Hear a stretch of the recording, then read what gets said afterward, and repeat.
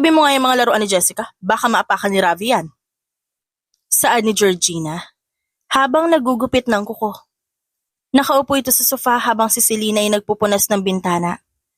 Diligan mo na rin yung mga halaman na nasa paso. Mamaya, maubos na naman ang dahon yan. Wala talaga kayong pakis sa mga halaman natin, no?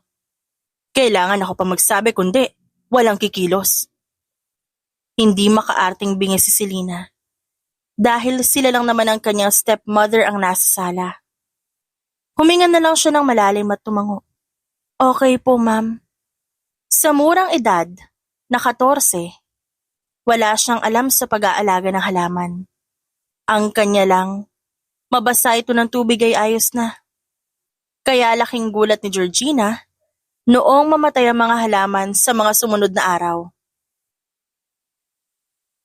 Sinong naglunod sa mga alaga ko? Hoy Selena, ikaw ang inutusan ko para alagaan ang mga to. Anong ginawa mo? Sabi niyo, Diligan, ginawa ko naman po Pagrarason niya. Ayaw niya isipin ang Papa Tony niya na sumusuway siya kay Georgina. Maagang na maalam ang nanay niyang nag-ala Magdalena din ng buhay pa. Nagbebenta ito ng init ang katawan kapalit ng ilang libong piso. Isa sa mga naging customer nito si Anthony Monteverde bago nagkasakit at namatay dahil sa TB. Katuwaan pa sa squatter na tinitirahan niya noon, kaya raw nagka-TB ang nanay niya. Dahil lagi raw nakahubad. Naiiling na lang siya. Dahil hindi alam ng mga loko ang kaibahan ng TB sa pulmon niya. Hindi masakit para kay Selena ang mamatayan ng ina. Siguro marahil ay hindi sila lagi nagkakasama at ang trato nito sa kanya ay katulong.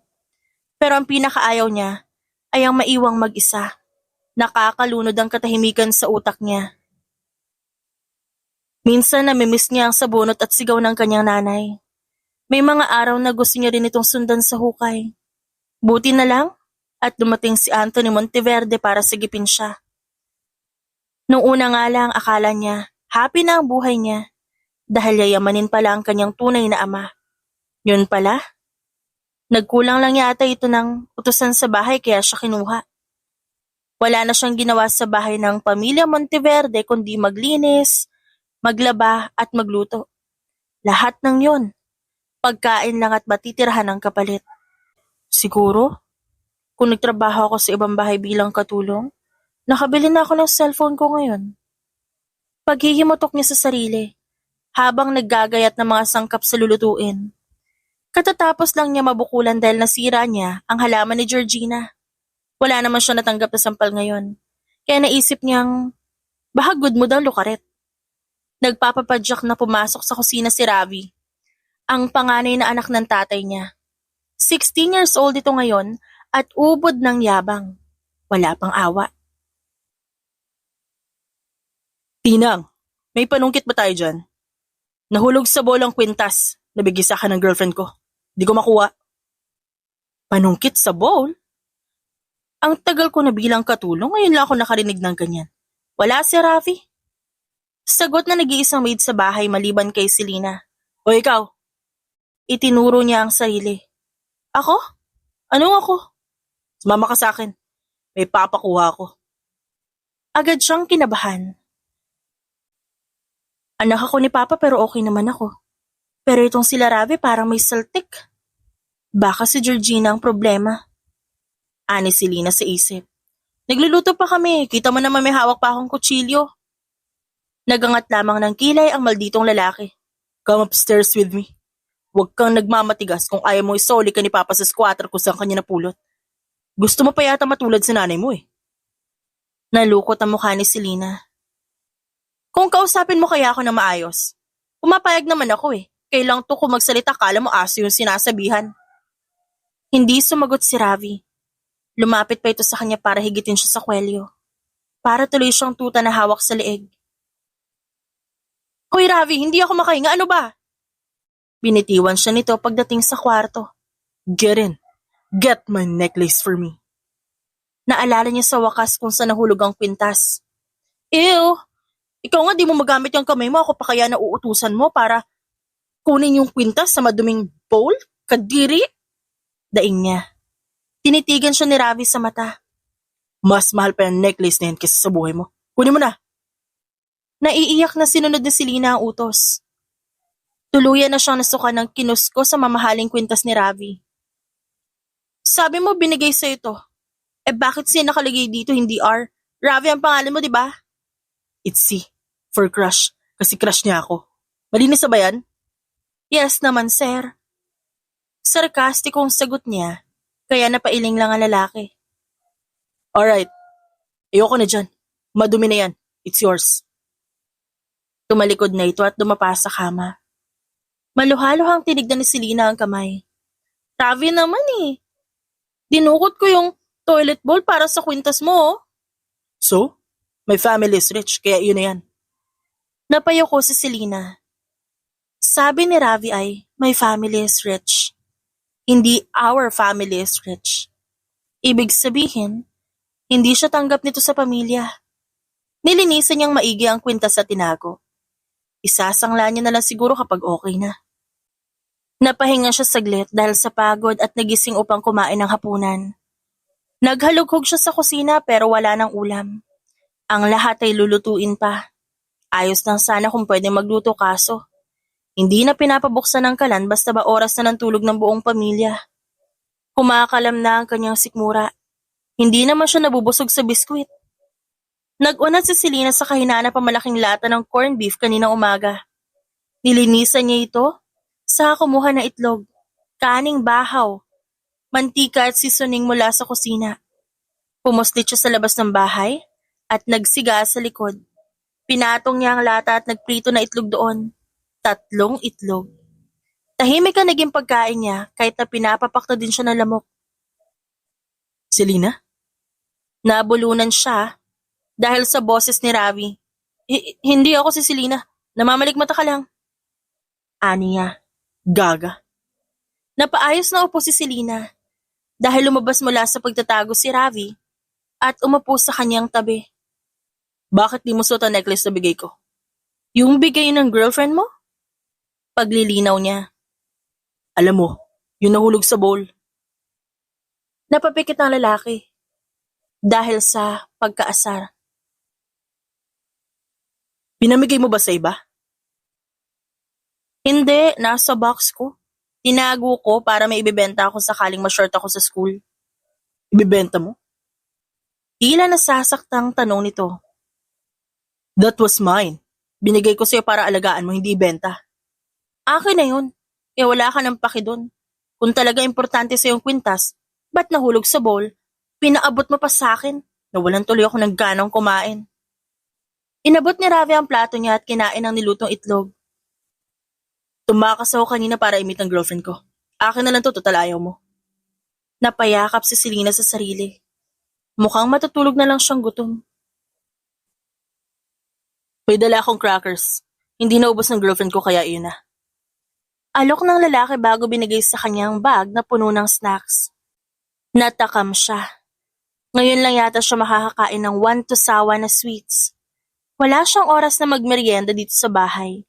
At madalas din siya binibigyan ng pagkain mula sa ref kaya kailangan niyang pumuslit. Wow, sige. Kahit ako nalang maging taga-ubos ng mga tira ng girlfriend mo, ayos lang. Hindi umimik si Ravi at nagpatuloy sa pagkain. Sa gabing yun, kunwari ba nagkakaintindihan sila at walang away sa pagitan nila. Bukas ay may pasok. Total half day lang ang klase niya, nagagawa niyang gawin lahat ng obligasyon sa bahay. Saka lumakad habang si Ravi naman ay whole day na nasa private school, pati na ang babaeng kapatid nito. Hindi naman talaga sila nagkakausap ng madalas. Gaya lang ng tatay at ng mismong ina niya, hindi sila ganun ka-close. Pumasok ka na. Ako na magliligpit nito. Napangiti siya. Talaga? Papanik na ako ah. Medyo inaantok na rin kasi ako eh. Natulog si Selena ng gabing yon. Nayakap-yakap ang bag na puno ng snacks.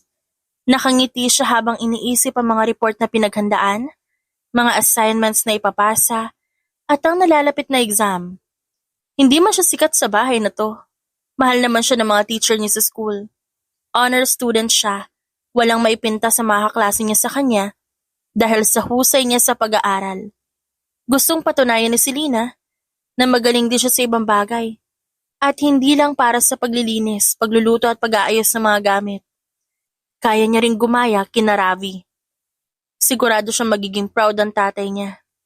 Kahit si Georgina, maiinggit kapag nagtapos siya ng with highest honor. Isang malutong na sampalang gumising kay Selena. Wala kang utang na loob? Tinanggap ka namin dito? Tas ang balik mo susunugin mo ang bahay, ha? Ano ang pinagsasabi niyo, ma'am? Natulog lang naman ho ako eh. Sagot niya sa pagitan ng pag-iyak. Dumilim ang mukha ng ginang at hinatak ang kanyang buhok. Napadaing siya sa lakas ng paghigit nito. Anay, Ma'am Georgina, tama na ho. Ayan ha? Tignan mo maigi. Dumapa si Selena. Tinignan ang kalbong bahagi ng likod ng bahay. Ang maliit na espasyo kung saan siya nagsiga kagabi lumaki. Patay na ngayon ang mga damo, bulaklak, at kung ano-ano pa sa bakuran ng bahay. Nanginig ang kanyang sikmura. Sabi ni Ravi siya na magpapatay ng apoy. Napasabunot siya sa sarili. Baka sinadya ito ng lalaking yon. Dahil lang sinabi niya na balak niya ibenta ang kwintas nito. Sana hindi na lang siya naniwala kay Ravi. Wala ka talagang kwenta. Gaya ka ng nanay mong pokpok. Halika dito, dun ka sa bodega hanggang magtanda ka. Sayang ang bigas, Selena. Kumakain ka lang. Sa espasyo ng bahay na ito, wala ka namang silbi. Dakdak ni Georgina. Habang halos nasasakal na siya sa pagkaladkad nito. Hindi na siya humingi ng tulong sa mga nanonood. Tinibayan niya ang ekspresyon dahil alam niyang wala makakatulong sa kanya. Itinulak siya ni Georgina sa loob ng bodega at pinagsarahan ng pinto. Saka lamang siya umiyak ng walang tigil. Nahihirapan siyang huminga sa pagitan ng paghikbi. Kung nandito lang sana ang nanay niya. Hindi man siya inalagaan nito. Di naman ganito kahirap ang buhay doon.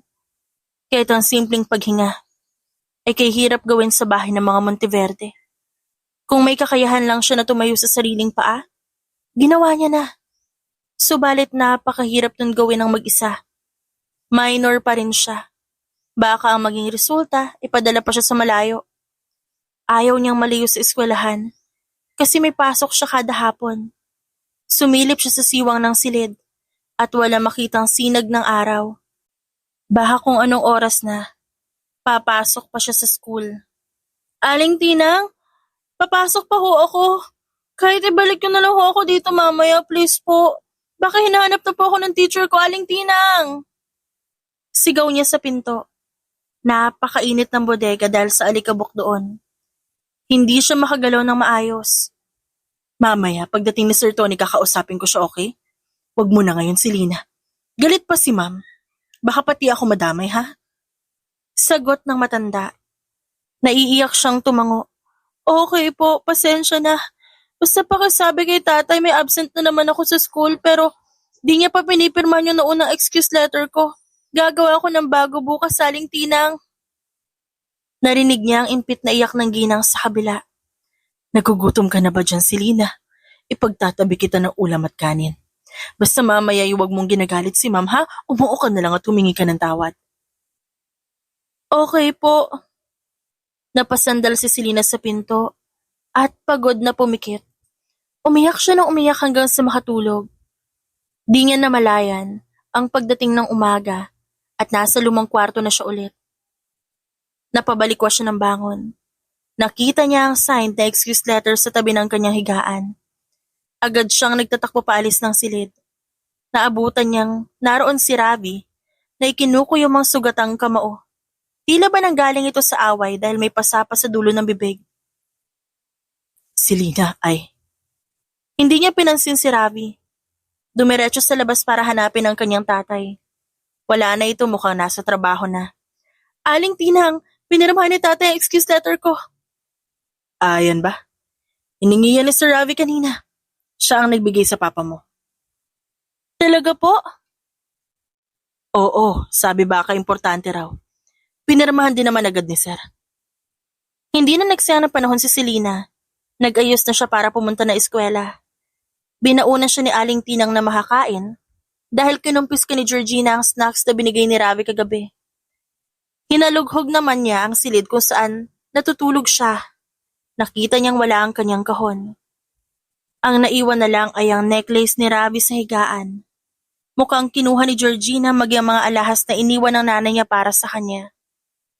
Kung may pinangangalagaan man ng mama niya nung nabubuhay ito, yun ay ang mga alahas na pinag-ipunan nitong bilhin. Pinakatatago nito ang mga kwintas at hikaw na balak pa sana ipasuot sa kanya 18th birthday. Dahil wala na ito, automatiko na sa kanya naiwan ang kakarampot na ari-ariang yun. Walang alam si Georgina sa pinagtataguan niya ng kahon.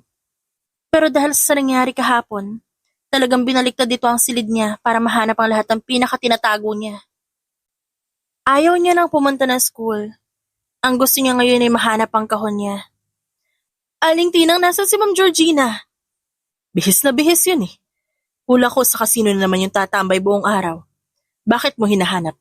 Abay, dapat hindi mo na iniinis yun. Masasaktan ka na naman ulit. Kasi nawawala yung kahon ko. Baka nakuha niya ng disadya o baka naman naipatapon? Napakamot ng ulo ang ginang. Hanapin mo muna sa basurahan. Saka magbintang ng kung ano-ano kay ma'am. Baka mapasama ka pa.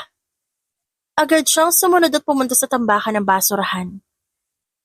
Ginalugad niya ang 3 basurahan na punong-puno ng mga basura ng konsumo ng mga pamilya sa loob ng 1 linggo. Hindi niya inalintana ang baho. Ang importante ay mahanap niya ang pamana ng nanay niya, na ngayon ay nawawala. Wala siyang litrato ng kanyang ina. Ayaw nito magpakuha. Sabi, hindi masikmura ng nanay niya ang sariling hitsura. Simula na magbenta ito ng katawan. Yung kahon na lang, at ang mga alahas na naiwan sa kanya. Diyos ko kasi, Lina. Tigilan mo yan, magkakasakit ka sa ginagawa mo eh. Hindi mo ba ramdam yung mga uod na gumagapang sa braso mo, ha? Halika na rito. Ani Aling Tinang, napaiyak na siya. Dahil paano kung di niya na makita ang kahon? Paano kung kinuha pala talaga na madrasta niya ang alahas sa pamana ng kanyang ina? Kakarampot lang ang halaga nun. Pero nakuha pa rin talaga na kawin sa kanya? Nakakanginig sa galit. Yung nanay ko rin po, inuuod na sa kung saan man siya nakalibing ngayon. At yung kahon na lang ang meron ako galing sa kanya. Kundi ko man lang maprotektahan yun, ano kung klaseng anak?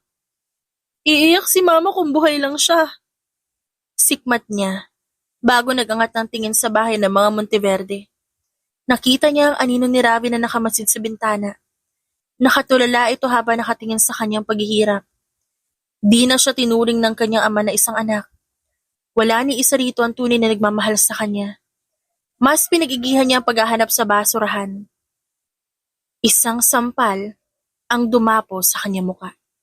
Nagulat siya sa ginawa ni Aling Tinang. Pumasok ka na doon. Pinapahiya mo ng pamilya Monteverde, Selena. Ano na lang ang sasabihin ng mga kapitbahay kapag nakita ka nagkakaganyan? Huwag mong hintayin sigundahan ko rin yan sa bunot, ha? Kasi ako malalagot kina sir dahil dyan sa kababuyan mo. Hinahanap ko lang naman po yung gamit ko, ah. Kailan ba nila ako tinrato bilang anak? Katulong lang ako sa bahay niyan, kaya hayaan niyo na ako dito. Hindi na nagsalita pa si Aling Tina. Dahil kumuha ito ng walis at pinaghahampas siya paalis sa basurahan. Naiiyak ito habang puwapalos sa kanya. Pero palakas naman ang palakas hanggang hindi siya umaalis. Nanginginig ang buong katawan ni Selena. Lumabo ang kanyang paningin. Pero sinubukan niyang kumapit sa pwesto. Tumigil lamang siya nung matamaan ang kanyang muka. Umanghang ang kanyang mata dahil sa sakit ng pagkakatama. Nauwi sa paggawa ang kanyang pahikbi. Hindi niya inasahan na si Ravi pa pala ang lalapit para tigilan ng matanda. Aling Tinang, tama na yan. Pumasok na kayo sa loob. Mabilis na sumunod ang katulong. At hindi naman sila tinignan pa. Yumuko si Ravi at nag-umpisa ring mangalkal sa basurahan. Napalunok si Selena, pero hindi niya ito pinatigil. Gawa sa kahoy yung kahon na yun. May letrang si sa harap kasi sabi ni mama lahat ng yaman niya sa buhay dapat sa akin mapunta. May gas-gas yung gilid nun kasi kinagat ng aso. Maliit lang naman siya. Mga ganito kalaki, oh. Imporma niya sa lalaki. Bago tumungat, simula na rin sa paghahanap. Walang imik si Ravi sa kanya. Nakarinig siya ng pagsinghot mula dito na para bang umiiyak. Kung ayaw mo, pwede ka naman bumalik sa loob eh. Huwag mo iyakan yung basura. Galing din naman sa inyo yan eh. May sipon ako. Uminom ako ng gamot at hindi siya ng drowsy. Umaanghang tuloy yung mata ko. Maliit na bagay. Di ka naman mamamatay kapag inaantok eh. Natapos ang paghahanap at inisa-isa na ni Selena ang lahat ng pakitig nakita niya. Wala kahit isa sa mga hikaw ng nanay niya ang naroon. Wala dito ang kahon. Bumalik ka na sa bahay, Rabi. Subukan ko ulitin. Baka di ko lang napansin. Namamalikbato din ako minsan eh. Marahas na napailing ang lalaki at hinila siya papasok ng bahay. Alam mong wala doon. Huwag mo na sayangin ang oras mo. Kung wala doon, edi nasan? Maligo ka na. Wala akong sagot sa tanong mo. Sige na. Galit ang tingin na iginawad ni Ravi sa kanya. Di niya tuloy mapigilan ng mainis. Huwag kang gumaganyan sa akin. Kailan naman ako nagkakagalito kasi ang salba-salbayan ng pamilya niyo. Kulang na lang patayin niyo na ako eh. Ano bang nagawa kong kasalanan ha? Kung pinatay mo na maayos yung apoy kagabi, di sana hindi ako namumroblema ngayon. Namilog ang mga mata ni Ravi. Para bang hindi nito inasahan ang kanyang sinabi. Ginawa ko naman ah. Inapak-apakan ko yung apoy hanggang mawala. Dapat binuhusan mo ng tubig. Pagod na umiling si Selena. Ikaw, yung nanay mo, yung tatay ko, pati na rin si Aling Tinang lahat kayo alagad ng demonyo. Kasi pinahirapan niyo yung buhay ko, mawala na sana kayong lahat. Nagtatakbo siya paakyat ng hagdan. At nakasalubong si Jessica na kapatid ni Ravi. Tumabi lang ito sa tumingin sa kanya. Nilagpasan niya ang babae at naligo agad sa banyo ng isang guest room. Matapos linisan ang katawan, nagtago siya sa ilalim ng kama at doon natulog. 2 araw na siyang hindi nakakapasok, na wala pa ang kahon niya. Gusto niya na talaga umalis sa bahay na to pero kailangan niyang magtiis. Delikado ang buhay sa labas lalo pat babae siya at minor de edad pa. Parang mas mamimiligro yata ako dito sa bahay na to kaysa sa labas. Buti nga doon pwede pa akong gumanti. Dito hindi. Mangiyak-ngiyak na reklamo niya sa isipan. Nakatulog siyang muli, nagutom at nanghihina. Pagising niya parang walang nagbago. Kumakain ng lahat sa mesa, habang siya kasama si Aling Tinang sa kusina. Binibigyan siya ng matanda na maraming ulam pero hindi niya tinatanggap. Naalala niya pa rin ang pamamalo nito sa kanya. Ginagawa ko lang naman yun. Kasi ang kulit mo. Kapag naireklamo tayo ng mga kapitbahay kay Ma'am Georgina, pati ako mawawala ng trabaho dahil sa ginawa mo. Ano ngayon kung kinuha ni Mamang Kahon? Hindi naman niya gagamitin ng mga yon kasi nachichipan siya sa disenyo ng mga alahas mo. Kung gagamitin man nila, mas maigi kasi pinapakain nila tayo dito. Nakakalibre ka sa tutuluyan. Sa pagkain, tubig, kuryente. Hindi ka nauulanan dahil sa awa nila mag-asawa. Naluluha muli si Selena. Hindi ba't obligasyon ng kanyang ama na palakihin siya? Ba't kailangan niyang tanawin na isang utang na loob yun? Hindi niya naman hiniling na maghirap ng gaya nito. Tama na yung kaka-absent po, Selena. Inuuna mo yung arte tapos ang pag-aaral mo na papabayaan na. Pangangaral ng tatay niya habang guhugas ng kamay sa kusina. Tsaka pala, huwag mong kalimutan magtabas sa katapusan. Yung banyo namin sa master's bedroom ang haba na nandun mo sa likod. Asikasuhin mo yun para may galaw ka naman dito kahit papano. Sige ho. Sagot niya. Good. Kumain ka na maayos, namamayat ka na. Baka sabihin ng iba di ka namin pinapakain dito. Tinapos niya ang pagkain at excited na nag-ayos para pumasok ng school. Uy, Selena, nagpakita ka rin sa wakas. Ang dami mong na-miss na lesson. Heto notebook ko para naman ma-review mo. Salamat. Busy yung mga tao sa bahay kaya kailangan ko muna mag-stay sa bahay ng 2 araw. May na-miss ba akong activity? Hinanap pa ako ni na ma'am. Oo naman no. Selena ka sa mayor, absent. Naku, bakit naman? Ang boring ng klase pag wala ka. Wala nag-aangat ng kamay. Sabi naman ng classmate niyang si Nash. Talaga? Napangiti siya. Matapos ang klase sa hapong yun, nilapitan niya ang advisor at kinausap patungkol sa mga absent niya. I don't care about that excuse letter, Selena. Alam mo kung bakit? Bumuntong hininga si Ma'am Isabel. Kasi hindi may papaliwanag ng letter na yan kung ba't ang dami mong sugat. May pasaka pa sa leeg at braso. Ano bang nangyayari sa bahay niyo? Magsabi ka sa akin. Napakurap siya. Hindi alam ko ipagpapatuloy ba ang usapan o hindi. Sa huli, ikinwento niya naging karanasan mula simula hanggang kahapon. Ipinaliwanag niya kung ba't hindi siya makaalis. Dumidilim na ang langit pero si Ma'am Isabel ay ayaw na yatang kumurap dahil mahuhulog ang pinipigilang luha. Selena, I can help you. Huwag nating ipaalam sa kahit sino. Tutulungan kitang lumipat ng paaralan basta mamalayo ka sa sitwasyon na yan. I was once a product of a problematic home. Kundi dahil sa ate ko, hindi ako makakapagtapos. I want to be that figure in your life. Let me. Nabuhayan siya ng loob. Wala pang asawa o miski anak si Ma'am Isabel. Kung sasama siya rito, baka sakaling makapag-aral siya ng maayos. Tatakas pa ako ngayon din kung seryoso po kayo. Determinadong tumango ang babae. Dear, I'm very serious. Nakikita ko ang potensyal mo at nasasaktan akong isipin na may mga batang nasa ganyang kalagayan. A child should live like a child, not punished by the sins of the adults. Pinag-iinitan kaya ito ng stepmother mo dahil anak ka sa labas. Kung ganon, sa akin ka nalang tumira. Nagmamadaling umuwi si Selena at agad nagplano sa gagawing pagtakas. Hindi inaasahan ni Georgina na wala pa pala siya sa bahay. Akala siguro nito, naglilinis na siya sa labas o nagluluto sa kusina. Dumadakdak ito sa sala kasama ang ibang kapitbahay. You should let the kid go. Alam mo naman palang hindi siya anak ni Tony. Excuse me? Nope. Ano ngayon kung ayon sa DNA test result, hindi siya anak ng asawa ko? Her mother still slept with my husband habang buhay niyang pagbabayaran yan. That's how bitches should pay for sitting on the wrong stick. Pahayag ni Georgina. Diabolical. Hindi ko alam kung magagawa ko man yan kung mangyari yan sa akin, but girl, that's how you move on. Sa ginawang paluloko ni Tony, then do it. Wala namang mawawala. I mean, Selena is practically an orphan, di ba?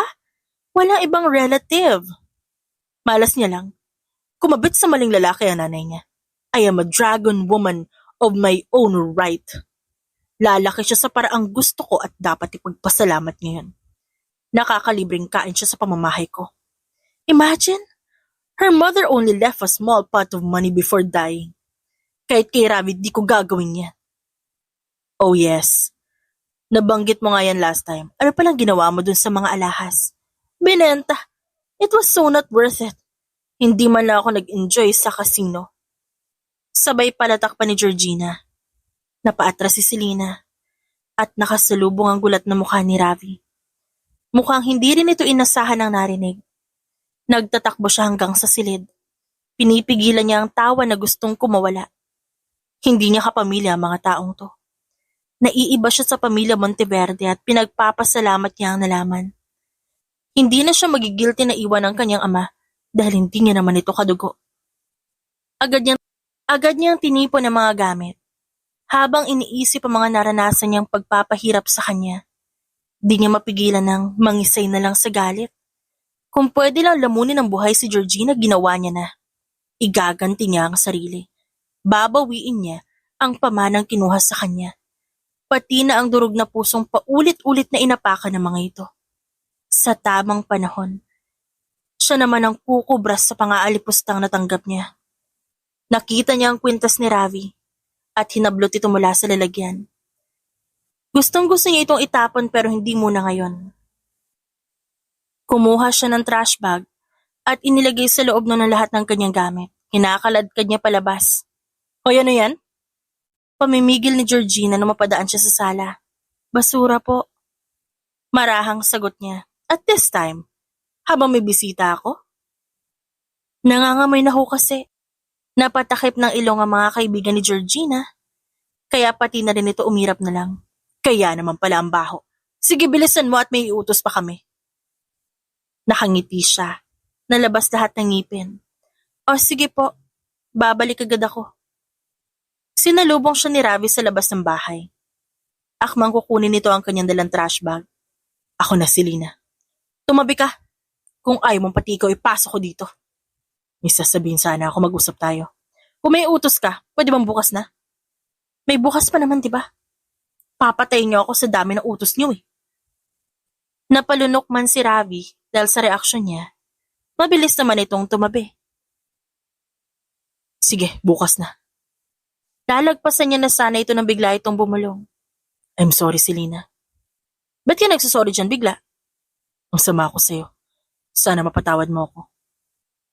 Ravi, noong mga araw na sinasakal ako ng nanay mo, dahil sa mga kasalanan, ikaw ang may gawa, may sinabi ka ba? May ginawa ka ba para tumigil sila? Baka nga kapag namatay ako sa bahay na to, ikaw pa yung magkukulay ng kabaong ko ganun ka. Hindi niya na hinintay na magsalita ang lalaki at mabilis na umalis. Pagkalabas niya ng gate, nandun si Ma'am Isabel at naghihintay sa kanya. Sa kahabaan ng dilim, ito lang at ang taxi nito ang pinagmumulan ng liwanag. Ma'am, ito na po lahat ng gamit ko. Ba't naman sa trash bag? Sinapo ng guro ang mukha niya. Nakakain ka na ba? Nagpanggap po ako magtatapon ng basura kaya nakalabas ako agad, ma'am. Medyo nagugutom na rin po ako kaya tara na po. O sige, halika na. Hindi inasahan ni Selena na ganun pala ang layo ng agwat na lumaki sa matiwasay na tahanan at makasama ang mga Monteverde. Kung nakausap niya agad si Ma'am Isabel, baka hindi siya nagtagal pa sa pagpapahirap ni Georgina. Binago ng kanyang guro ang buhay na nakasanayan niya. Imbis na maglaba, natutulog na siya tuwing hapon. May paggatas pa tuwing umaga. Parang anak na ang trato ng kanyang guro sa kanya, kaya tinawag niya na itong mommy. Natuturuan siya nito sa pag-aaral, pinagkakagastusan pa. Nag-umpisa naman siya maghanap ng paaralan para mapagaan ang gastos ito sa kanya. Bala ko pong pumasok sa West State University pagkatapos ko ng senior high school. Magtatrabaho din po ako sa fast food.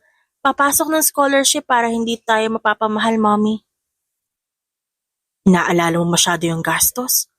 Baka yung mangyari sa'yo hindi ka makafocus sa pag-aaral. Kaya ko po, magaling ho ako sa multitasking. Wala nang balita si Selena tungkol sa pamilya Monteverde. Gusto niyang sabihin na wala na siyang pakaalam sa mga ito. Pero nuot hanggang sa buto pa rin ang sakit sa kanyang dibdib. Lalo na habang tumatanda siya, mas naiintindihan niya kung gaano kalupit ang sinapit niya sa pamilyang yon. Inalis nila ang karapatan niyang maging normal na bata. Ang labas, ginawa lang siyang katulong, alila. Mas mabait pa nga ang trato ng mga yun sa maid nila kaysa sa kanya mismo. Oo nga, at nagkasala ang kanyang ina. Pero hindi ba ito naghirap na nagkasakit hanggang mamatay? Ang punot dulo ng lahat ay si Anthony Monteverde. Dahil ito ang pumatok sa serbisyo ng kanyang ina noon. Bulag si Georgina at nararapat lang na iputan ito sa ulo. Hoy, Selena. Tumutulala ka dyan. Flat 1 na nga lahat ng grado mo parang di ka pa nakukontento. Komento ng kaklase niya sa koleyo. Gusto ko sana lahat tayo pumasa. Papasa yan, okay, salamat sa notes mo Tsaka sa pagpapakopya sa exam. Mamaya bibilan kita ng ulam sa lunch, huwag ka nang gumastos. Talaga? Saan ko yun Nanumbalik ang sigla ni Selena. Gaya ng pangako niya kay Mama Isabel, nagawa niyang pagsabayan ng pag-aaral at pagtatrabaho. Halos wala na siyang oras para sa ibang bagay pero mabuti na rin yun. Sa tuwing tahimik siya at siya lang mag-isa, nanunumbalik ang amoy ng basurahan na kinalkal niya noon. Ang sakit ng hampas ni Aling Tinang, pati ang sampal ni Georgina. Ayaw niya mang sabihin sa kanyang ina-inahan na traumatized pa rin siya. Pansin nito ang kanyang kilos kaya naman, sinusuportahan siya nito sa lahat ng ginagawa niya. Nakapagtapos bilang summa cum laude si Selena sa kursong Computer Science. Siya ang una sa kanilang department na nakaabot ng ganong parangal. Hindi niya na kinailangang mag-exam para sa civil service at marami na ang nagpaparamdam para i-hire siya. Naghanap siya ng mainam na trabaho. Yung po pwede na ang sweldo at masasamahan niya kahit papano si Mama Isabel niya. Nagsimula siya sa mga simpleng gawain hanggang sa matuto at makilala sa sariling sikap. Tiniis niya ang masasakit na salita mula sa kanyang boss at pinanatili ang pagiging professional. Noong makaipon siya ng sapat na halaga, nilapitan siya ng kanyang kakilala. Gusto nitong magtatag ng isang data consultancy firm sa tulong ni Selena. Agad siyang kumilos noong makita ang potensyal ng kumpanyang gaya nito. Nagtabi siya ng pera para kahit papano maging komportable ang Mami Isabel habang nagpapalago siya ng karir. 2 taon pa ang lumipas. Yumabong ang kanilang kumpanya. Sigurado ka ba sa desisyon mo, Nash? I mean, Canada is far from here. Sabi ni Selena sa kanyang partner sa negosyo. Balak nitong mag-base sa Canada bilang point of contract nila para sa mga overseas na kliyente, habang siya naman ang sa Pilipinas. My heart is in Canada, Selena. Wala na dyan sa Pinas. Dito na kami maninirahan kaya I was hoping papayag ka. Of course, I'm happy for you. Siyempre hindi kita matatanggihan. Anyway, yung tungkol sa personal favor mo, ano nga ulit yon? You see, I have our lawyer to call you. Gusto niya sana magpatulong sa akin. He needs someone to help him with litigation support and something like e-discovery. Pakang schedule niya so kailangan niya ng tulong sa bultuhang review ng records, emails at documents na natatanggap. He wants assistance in legal analytics for his future and current cases. He needs a secretary, hindi ako. Tumatawang saad niya. Come on, Selena. This is a very personal favor. Just please, kahit ngayon lang. Fine, mabuti na lang at di ako busy ngayon. Saan ko siya kikitain? He's living in a condo unit pero dahil weekend ngayon, baka nasa bahay siya ng magulang niya. The address is in A&W subdivision. Nasa Panyera lang yun. Magtanong-tanong ka lang at makikilala mo agad. Their family is pretty well known. He is Vincent Ravi Monteverde. Nabitawan ni Selena ang teleponong hawak. Agad niya itong kinuha at natawa. Hello, Nash. Pasensya na choppy kanina eh. Matapos ang palitan na iilang salita, nagpaalam na sila sa isa't isa. Ini-start niya ang sasakyan at nagmaneho papunta sa bahay ng mga Monteverde. Hindi pa rin nawala sa rehistro ang pamilyang yon. Tila buhay pa ang yaman. Nangangati ang kamay niyang makita silang lahat. Lalo na si Georgina. Binago kaya ng katandaan na ugali nito? O baka naman mas lalong lumala? Si Ravi kaya? Paulit-ulit siya nitong inad sa social media. Hindi man sila nagkakausap. Siguro nakita na ng lalaking yun ang lahat ng posts at may day niya. Friend man ang status nila, never naman sila nag-usap. Kahit papanay ang bati nito sa kanya tuwing birthday niya. I'm looking for Ravi, pakisabi si Selena Cas na mayor, hinahanap siya. Sabi niya sa gwardiya ng gate. Hindi man lang kumurap ang mga tauhan dahil diretso na siyang pinapasok ng mga ito. Unang napansin niya napakadilim ng bahay. Hindi bukas ang ilaw at tila wala nakatira sa loob. Pagpasok niya sa tanggapan, saka lamang bumukas ang lahat ng ilaw sa silid. Selena, kumusta ka? Come in. You should have some sweets. Nauhaw ka ba sa biyahe? Hindi siya makapaniwala na ang dating binata na nagpapahamak sa kanya noon, isa ng mature na lalaki ngayon. Ilang taon na ba ito ngayon? He should be 28. 2 taon lang naman ang agwat nila. Umupo siya sa sofa at maangas ng ngumiti. Paano mo nakilala si Nash? Kaibigan ko siya at kasosyo sa negosyo. Nakakagulat kasi close din kayo. Nagkipit balikat si Ravi at umupo sa kanyang harapan. Akala ko nung una, boyfriend mo. Nalaman ko na gusto niya magpakasal sa long-time girlfriend niya na nasa ibang bansa kaso may naging problema sa mga papeles niya. I help him. Now, siya naman ang tumutulong sa akin. Iniwas na si Lina ang tingin at umiling. Wala talagang coincidence sa mundo, no? Meron. Kinuha ni Ravi ang necklace sa bulsa at hinarap yun sa kanya. Nakarating sa akin to. Binenta mo nga sa iba. Bakit naman? Kasi nangangailangan ako. Nagkasakit si Mama Isabel. Nahulog lang naman niya sa banyo mo tas pinapulot mo sa akin, di ba? Wala ka nang paka sa gagawin ko dyan. Sikmat niya. Saglit na yumuko si Ravi pero agad din ito nakabawi. Yung letrang si sa pendant na to. It stands for your name. Ginamit ko ang sarili kong pera, pinag-ipunan ko at binili. It was intended for you. Tigil-tigilan mo nga ako, Ravi. Kung totoo nga yan, edi sinadya mo palang ihulog yan sa bowl para damputin ko. Balaw ka ba para gawin yun? Manang-mana ka sa nanay mo eh. Pareho kayong may saltik. Hindi umimik ang lalaki at mas piniling tumayo at magpagpag ng damit. Dito ka na magapunan. Magpapahanda ako ng pagkain sa mga staff. Kung gusto mo ikutin ang buong bahay, sige lang. Hindi ka guguluhin ni na mama at papa. Pinanood niya ang pag-alis nito at napairap na lang sa kawalan. Nag-mature ang itsura ni Ravi, pero gaya niya, nakakulong pa rin ito sa nakaraan. Naglakad-lakad siya sa bahay at naghanap ng pamilyar na muka, pero lahat ay mga bagong tauhan na. Pumunta siya sa likod ng bahay at nakita na wala halos nagbago mula nung umalis siya. Nakabalik ka na? Bulalas ng isang boses sa kanyang likod. Nakita niya si Jessica. Nagkausap na ba kayo ni Kuya? Oo, kailangan niya ng tulong sa trabaho. Sagot niya rito. Kahit di siya tinulungan ito dati, hindi naman siya nito sinungitan o sinaktan. Mas bata kasi ito sa kanya.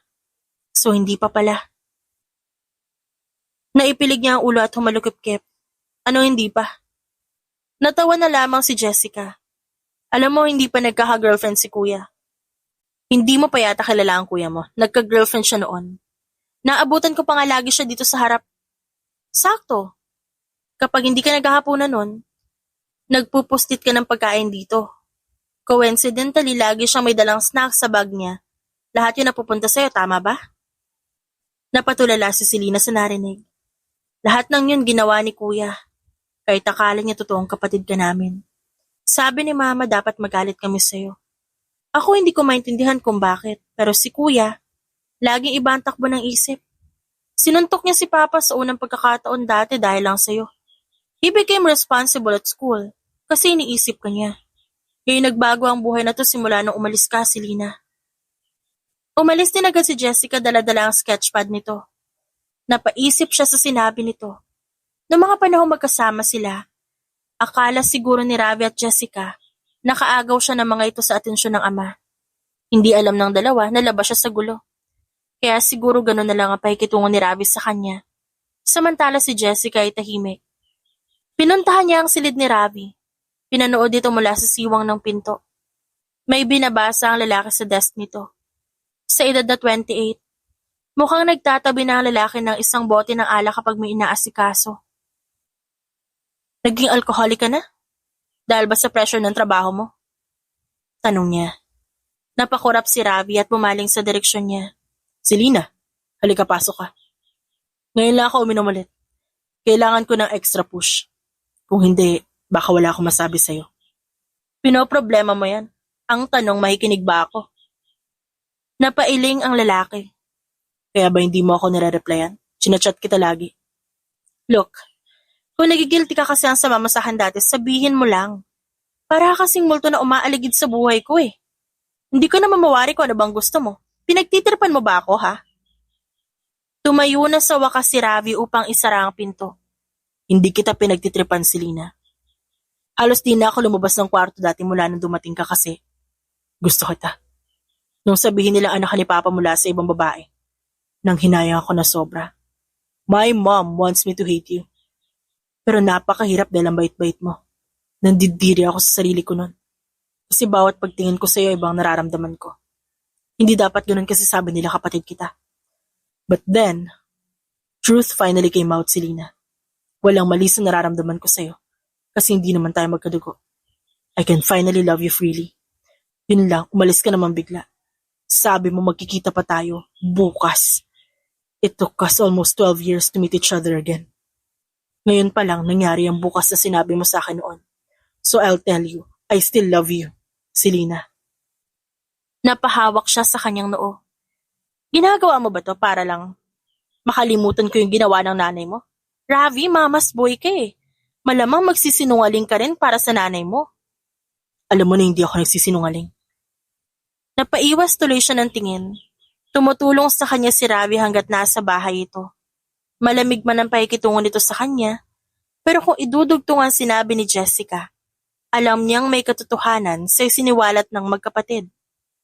Tapos, anong gusto mong gawin ko? Required ba na tanggapin kita kasi may nararamdaman ka para sa akin? Di naman. Kung walang katotohanan ng pag-request mo na tulong kay Nash, mas mabuti pang umuwi na ako sa amin. Sinasayang mo yung oras ko. Lumabas siya ng silid. Sumunod sa kanya si Ravi. Selena, is it okay kung pupunta ako sa inyo? Gusto ko tandalawin. Ang tagal kita hindi nakita sa personal. Hindi siya umimik at nagpatuloy lang sa paglalakad. Huminto siya sa itaas ng hagdanan. Naabutan niya kasi si Georgina na lasing at binubuliwan ng asawang si Tony sa sala. Sinabi ko naman sa'yong wag mong ituloy, di ba? Anong ginawa mo? That was the last chip. Sana pinapalitan na lang natin ng pera. Oh, shut up, Georgina. Sino ba nagtulak sa akin na subukan maglaro sa kasino na yun? Di ba ikaw? Sisisihin mo pa ako. Kausapin mo si Ravi kung talagang kaya mo.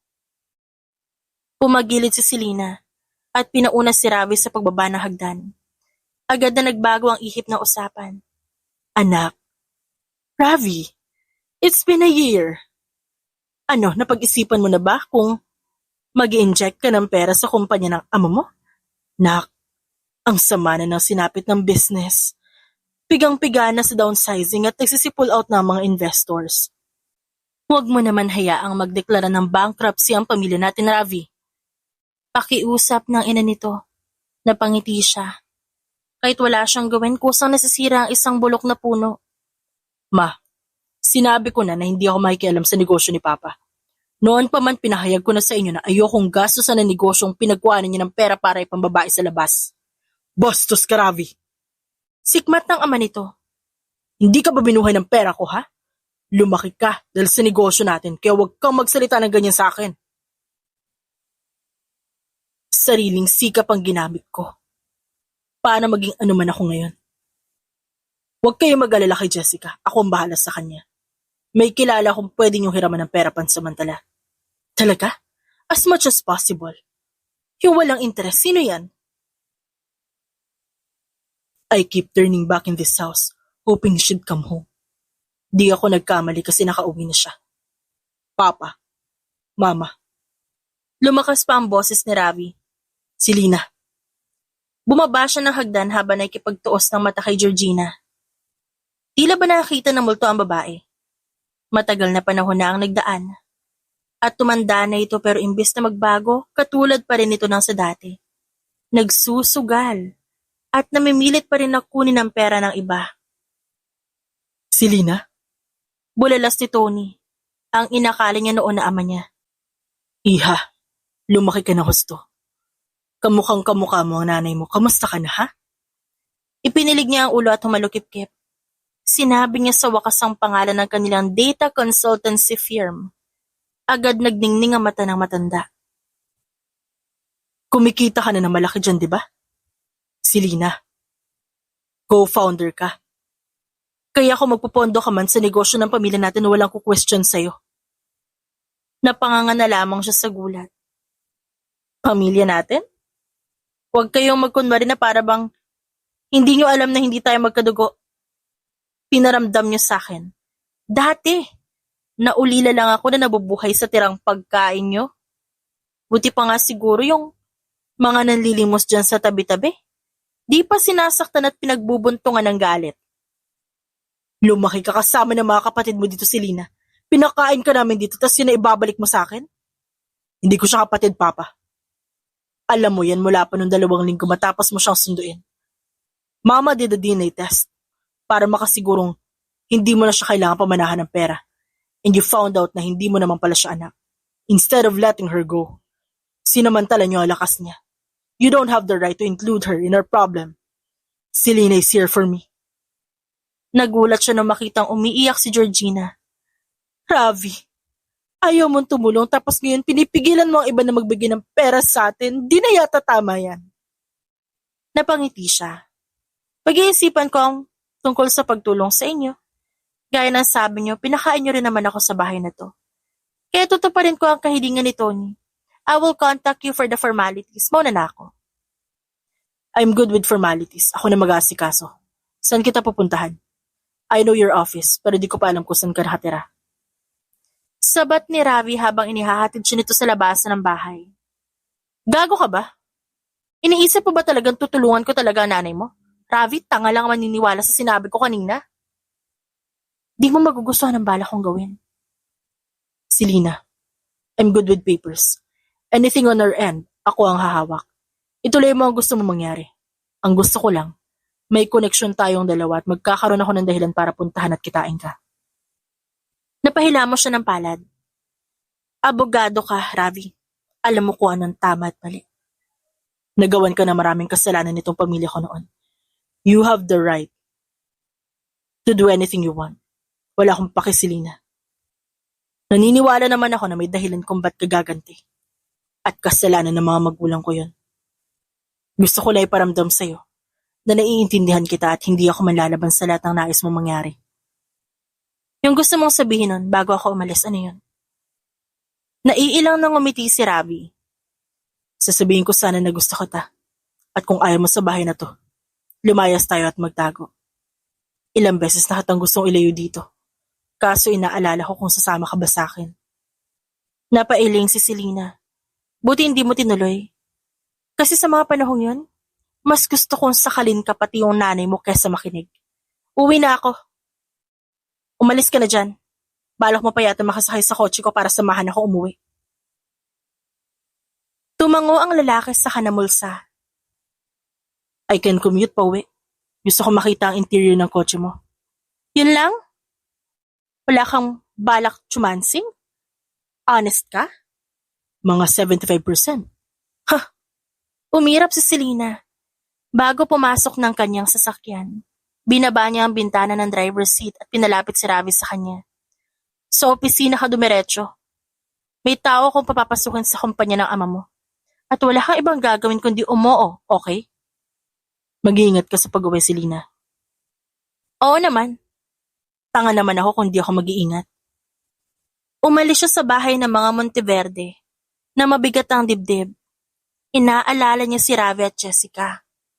Noon galit siya kay Ravi. Pero sino nga ba ang hindi nakaranas ng immaturity stage sa kabataan nila? Ang mga magulang lang talaga nito ang problema niya. Kung patuloy pa rin sila sa pagsusugal, mas mainam na i-zero na lang talaga ang pera ng mga ito. Umuwi siya sa bahay. Naabutan niya ang Mommy Isabel na nagluluto sa kusina. Wala itong balak mag-asawa, kaya lahat ng atensyon nito napunta sa pagpapalaki sa kanya. Inalagaan siya nito hanggang ngayon. Nakita ko ulit ang mga Monteverde, Mommy. Anong naramdaman mo? Sinuri niya ang nararamdaman at ang totoo. Masyado nang matagal ang mga taong nagdaan. Hindi ibig sabihin na nagkilom na ang sugat niya. Sa katunayan, may kulang pa rin sa puso niya. Isang unfinished business. Ganon ang pananaw niya sa mag-asawang yon. Paano na si Ravi? Natigilan siya pero agad ding nakabawi. Ano namang kinalaman nun sa akin, Mommy? Hindi ka ba naapektuhan sa mga panunuyo niya? Ewan ko po.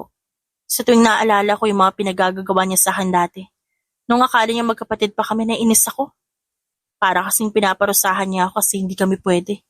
Ang tanga ko rin kasi hindi ko man lang na-realize na, oo nga no, paano siya pupustit sa labas para kitain ng girlfriend niya kung may gwardiya sa gate? Mommy, ang taas ng bako doon. Tapos, nanggagaling siya lagi sa likod ng bahay. Yun pala, hinihintay niya ako doon kapag nakita niya hindi ako nakapaghapunan. Nagluluto ako sa lata kapag gutom na ako eh. Napayakap sa kanya ang ginang. Kung napansin ko lang agad na may problema, hindi ka na sana nagtiis pa doon ng matagal. Ayos lang po yun. Ngayong malaki na siya, hindi na big deal ang mga yon. Tinanaw niya na lang na survival efforts ang ginawa niya para mabusog at di manghina sa gutom. Mabait naman ho si Ravi, Mommy. Tahimik siya at di marunong magpahiwatig ng maayos. Akala siguro kaya kong basahin na nasa isip niya. Ngayon naman hindi na siya ganun. Ang daldal nga ay nakakaasar. Mag-ingat ka sa mga pinagagagawa mo, Selena. Alam kong galit ka pero matatanda na sila. Huwag kang gagawa ng mga pagsisisihan mo. Nahuhugasan ng maruming kamay, pero hindi ang maruming konsensya. Payo ng kanyang Mommy Isa. Napangiti tuloy siya. Huwag ka pa mag-alala sa akin. Ang gusto ko lang, hindi makapaminsala ang dalawang yon. Kaya na rin naman ni Ravi at Jessica mabuhay gamit ang sariling sikap. Hindi sila maapektuhan sa gagawin ko. Noong magkita ulit sila ni Ravi, para bang haharap ito sa korte kung pumorma. Out of place tuloy ito sa opisina niya, na madalas kaswala mga attire. Ito na ang request mo standard operating procedure ng kumpanya ni Papa. I will review it with you, para siguradong wala ka makaligtaang clause. Ang dami namang papel to. Nagangat ang kilay si Ravi. Nadadamihan ka na dyan? You're the co-founder of a data consultancy firm. Napaubo siya ng wala sa oras. Ano ka ba? Sabi mo gusto mo ako tas ganyan ka. I still want to tease you 80% of the time kasi nga gusto kita. O siya, explain mo na. Matapos ang mahigit kumulang 1.5 oras, humahapdi na ang mata ni Selena. Tapos na. Tapos na? Pag-uulit niya. Alam mo, magpasa ka na kaya ng audiobook. Ang ganda ng boses mo tas malinaw yung bigkas. Wala na akong pahinga niyan. Huwag ka na magpahinga. Pag may energy ka, maungulit ka lang sa akin, kaya magpakabisi ka. Ipinilig ng lalaki ang ulo at napaisip. Di mo ako mamimiss. Kung sa bagay, tagal nating hindi nagkita, tapos hindi mo man lang ako ma-replyan. One take sa akin ng bar exam, pero ikaw ang ilap mo. Napasandal siya sa upuan. Di ko ma-imagine, Ravi. Ewan ko. I never imagined na magkakasama tayong dalawa. Hindi kaya ako mangisay sa pandidiri nun? Mahahawahan kaya kita na hindi ngumingiwi? Hindi ko alam. Wala siya sa sarili, kaya hindi niya namalaya ng paglapit ng lalaki. Itinulak nito pataas ang recliner niya at sumandal sa kanyang mesa. Hindi yata tinubuan ng hiya si Ravi sa katawan dahil nakuha pa nitong paghiwalay ng tuhod niya para ipwesto ang sarili sa gitna. Ang itsura tuloy parang kino-corner niya si Ravi sa kanyang desk gamit ang hita. Halos mabingi siya sa pintig ng kanyang puso. Pilit niyang iniiwas ang tingin pero kitang-kita niya pa rin ang mukha ni Ravi. Nakatitig lang ito sa kanya. Naghihintay siyang sumigaw ng stop o itulak palayo ang lalaki. Wala siyang ginawa. Wala rin siyang imik. Hindi ka pa naman nasusuka. Hindi ka din ngumingiwi. Selena, ang bilis ng puso mo. Nakikita ko yung pintig dito sa leeg mo. Ikaw ba naman hinaharas? Siyempre kakabahan ka. I'm sorry. Aalis na ako. Excuse me. Natulala si Ravi pagkatapos sabihin yon. Pinigilan niya ang pag-alis nito at tumawa. Ngayon nandyan ka, alis-alis ka. Duwag. Napangisi ang lalaki. Hindi ito makapaniwala sa sinabi niya. Liligawan kita, Selena. Wala akong paki kung pati ako balak mo ring gantihan. Pero ang tagal kitang hinintay. Kung dumating man ang araw ng paniningil mo, hindi ako magagalit. Hahayaan kita sa gusto mo. Huwag kang magsalita ng tapos, Ravi. Pinakawalan niya ang lalaki at pinaalis na ito sa opisina. Matapos ng 1 minutong katahimikan, pinaypayan niya ang sarili at uminom ng tubig mula sa aqua flask. Labis ang pamamalat ng kanyang lalamunan. Nauhaw siya bigla.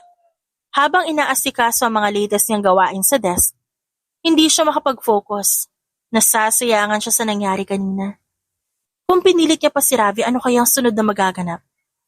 Shit, ang init naman sa opisinang to. Reklamo niya. Sinubaybayan ni Selena ang bawat galaw sa negosyo ng mga Monteverde. Nagpasok siya ng malaking halaga kapalit ang pag-hire ni Tony sa kanyang nirecommend na analyst. Noong umpisa, nagsimulang makarecover ang kumpanya. Pero dumaan ang 3 buwan, nawala ng pondo ang negosyo at bumagsak sa loob ng isang gabi ang reputasyon ng mga Monteverde. Nagsilabasan ng baho ng mag-asawa, lalo na ng mga kasamaan nito noon. Thanks, Selena. Ngayon mulat na kami sa kalokohan nila. Piruin mo, lumulubog na ang negosyo pero nagpupunta pa rin ang kasino para magsugal. Wala talaga silang paki sa tiwalang pinagkaloob namin sa kanila. Ang bastos! Inalo niya ang kasosyo ni Georgina na pumunta para sa kanya para kumonsulta. Dahil sa nangyaring kapabayaan, inabisuhan niya ang lahat na kunin ang lahat ng pwedeng kunin sa bahay ng mga ito. Hindi na sayang ang payo niya dahil nung bisitahin niya muli ang bahay ng pamilya, kahit gwardya sa gate hindi na kayang bayaran ng mga ito. Selena? Bati ni Jessica habang nagwawaliso sa harap ng bahay. Nasa loob si Mama naghuhugas ng pinggan. Si Papa nagsusunog ng basura sa loob.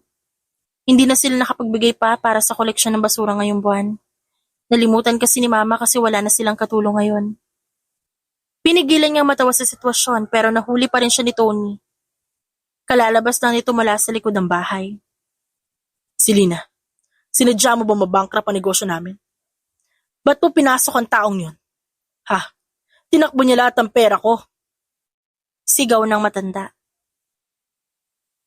Bago siya tuluyan nakapasok sa kumpanya, in-screen niyo dapat siya at chinek. He needs help kung kaya nirecommend ko siya sa kumpanya niyo. Pero hindi ko naman alam na mandurugas pala yun. Pagrarason niya. Kahit pa ibinalik na nung taong kakontsaba niya ang pondo na una niyang in-inject sa papaluging negosyo. Sinungaling. Lumabas ng bahay si Georgina dala-dala ang basag na plato. Mukhang nahirapan itong maghugas ng pinggan kaya maraming nabasag. Alam kong pinlano mo tong lahat kasi katulad ka rin ng nanay mong pokpok. Kaya hindi ka makalimutan ni Ravi kasi ginayuman mo siya gamit ang katawan mo. Napatawa na lang siya. Kinailangan niyo na isurrender sa bangko tong bahay na to. Pero nagmamatigas ka pa din. Kapag nagsagawa ng internal investigation ng lahat sa mga naging kasosyo niyo at nahuling may tax evasion na naganap, di lang paghuhugas ng pinggan ang dapat mong intindihin, Georgina. My mother did what she did, but she was honest. Unlike you and your husband. Masanay na kayo matulog sa daan. Baka pilitin ko si Ravi na huwag kayong suportahan. San kayo pupulutin kung ganon? Nag-umpisang gumawa si Georgina. Habang si Tony naman malupit ang tingin sa kanya. Umalis na siya bago pa man makarating si Ravi. Doon siya. Bumili ng ice cream sa tabi ng daan. Masaya siyang kumakain. Nang walang ano-ano'y lumitaw si Ravi sa kanyang tabi. Nabulunan siya sa kinakain cone. Ba't ka nandito? Tumawag si Jessica. Ang sabi niya nasa bahay ka raw at mukhang aatakihin na si Mama. Nakita kita dito kaya tumigil na ako para sabayan ka. Paano ba yan? Makukulong pa yata yung tatay mo. Kung may maliman siya sa mata ng batas at napatunayan yun, wala akong magagawa. After all, we pay after we eat. Pagkatapos gumawa ng mali, saka kasisingilin. Kumuha pa ng ice cream si Selena at binigay yon sa lalaki. Ako ang dahilan kung ba't nasira ang negosyo niyo. Di mo ba ako isusuplong? Nakita ko din kung paano kasaktan at alilain ni Mama. Pero wala din akong ginawa para mapatigil sila. It's just fair, di ba? Oo naman. Kung nagalit ka, di na kita kakausapin ulit. Kalimutan na natin ang paliligaw mo at huwag ka na magpapakitassahan ulit. Ganun. Ang lupit mo naman. Ba't naman hindi? Ang dami-daming tao sa mundo. Bilyon-bilyon. Ba't naman ako magtitiis sa isang tao na hindi maintindihan yung nararamdaman ko? It's understandable, di ba?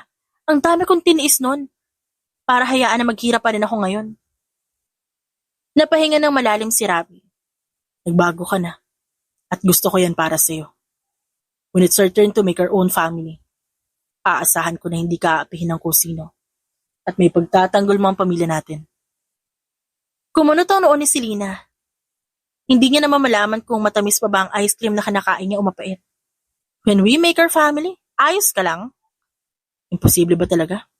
Just tell me at di ko na ipipilit. Napalunok siya ng wala sa oras. Magdahan-dahan ka kasi. Huwag yung bigla-bigla ka nalang magugulat. Hindi pa ako nagkaka-boyfriend kaya dapat smooth ka lang, huwag yung atat. Nilinisan ni Ravi ang kanyang muka. At nagkibit balikat. So may chance na magkatotoo ang pangarap ko. Okay then, I will wait. No matter how long, I will be here. Good. Aalis na sana siya nung pinigilan ni Ravi ang kanyang palapulsuhan. May bibigay sana ako sa'yo. Ngayon ko lang to kasi nakuha. Well, ang tagal na rin ang panahon simula na mahawakan ko to. Wait here. May kinuhang paper bag si Ravi mula sa kotse nito. Tinanggap niya yun at sinilip. Ang kahon niya. Ang mga alahas ng nanay niya nandito na sa wakas. Seryoso ba to? Nauutal niyang tanong. Hinalungkat niya ang laman at nakitang yun nga.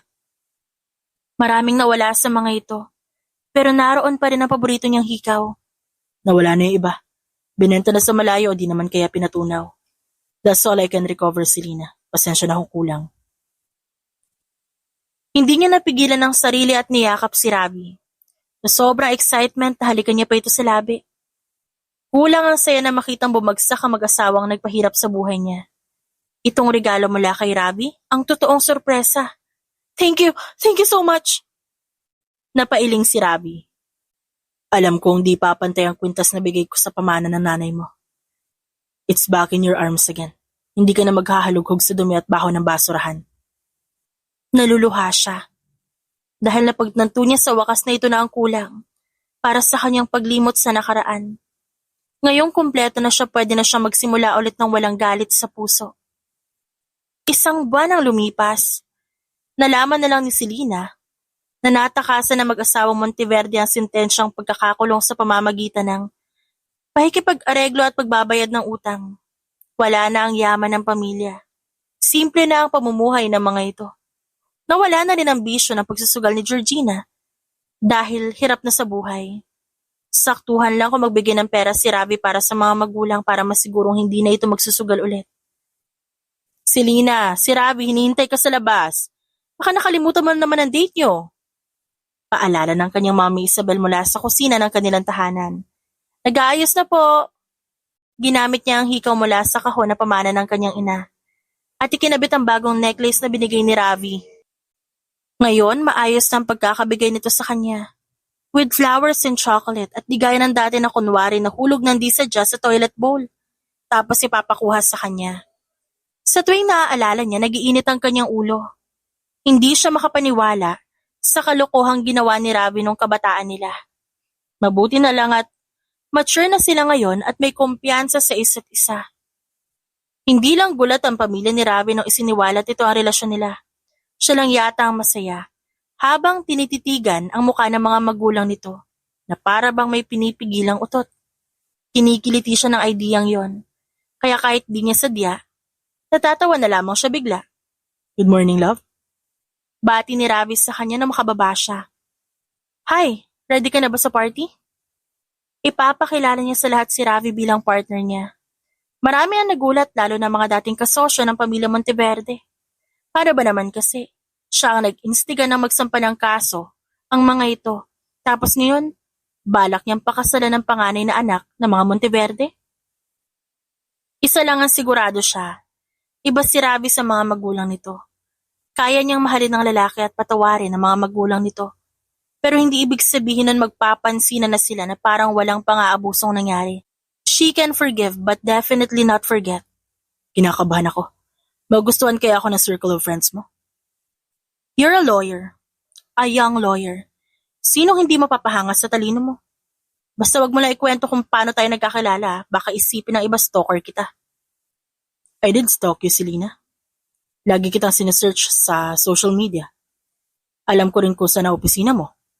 It's just that nahihiya ako lumapit sa'yo. Napalingon-lingon siya sa paligid para masiguradong walang ibang nakakarinig. Huwag mo ikalat yan baka sabihin na iba masamang tao ka. Alam ko namang mahal mo lang talaga ako, di ba? Yes. Bilang patunay, hinagkan siya nito sa mismong pintuan ng kanyang bahay. Halos ayaw siya nitong pakawalan. At di niya naman ito magawang itulak. Sabi niya pa dati, hindi niya kaya ma-imagine ang sarili na kasama si Ravi. Pero heto, kinakain ng sariling kasinungalingan. Nang matapos ang kanilang saglit na lambingan, narinig naman niya ang sigaw ng Mami Isabel. Ravi, iwi mo nang maaga yan Huwag kayo magpapagabi sa daan. Opo, alis na po kami. Ipinagmaneho siya ni Ravi sa venue. At hawak kamay silang pumasok. Marami sa kanya makakilala ang nagtaka. Sino si Ravi? Hindi niya naman ito nabanggit noon. Hindi niya magawang ipaliwanag kung paanong nakilala niya ito. Kung paano ang taong sukdulan ng galit sa kanya, ngayon nangangakong pakakasalan siya at wala ng iba. Maybe it was a twist of destiny. Maybe this is the lesson of forgiveness and acceptance on her part. Ang daan tungo sa pagpapatawad para kay Selena, madilim. Ngayon kung may palad na gagabay sa kanya na makatawid sa kadilimang yon, mas magiging madali ang kanyang paglalakbay kasi hindi siya madadapa at masasaktan lalo. May iintindi sa kanyang nararamdaman at aalalay sa kanya. Ravi was that hand in the dark. Hindi siya magsasawang iparamdam sa lalaki na mahal niya ito. Dahil ang galit niya noon, nilusaw nito gamit ang mahabang pasensya at pagmamahal. Sa lahat ng ito, natutunan niya na success is the sweetest revenge. Sa kabila ng sabi-sabi, sa likod ng maraming paghihirap, kapag nakuha mo na ang tagumpay, walang makakaulit na saktan kang muli. Mas pinatatag na, mas pinatapang pa. Lahat ng tao ay hinubog mula sa nakaraan at doon tayo natututo at lumalakas. The End. It's shoutout time! Shoutout kina Joanne Madrid, Sunshine Sotalbo, Irish Palaras, Angelina Bondoc, Juanita Capati, Jen Edbest, Luz Piminda Calub, Edna Espinosa, Arduer, Emma Ruth Piniro, Nori OV1YO, Lelani Tagamulila, Teresita Dizon, at Sapphire 5359. Maraming salamat po sa inyong lahat.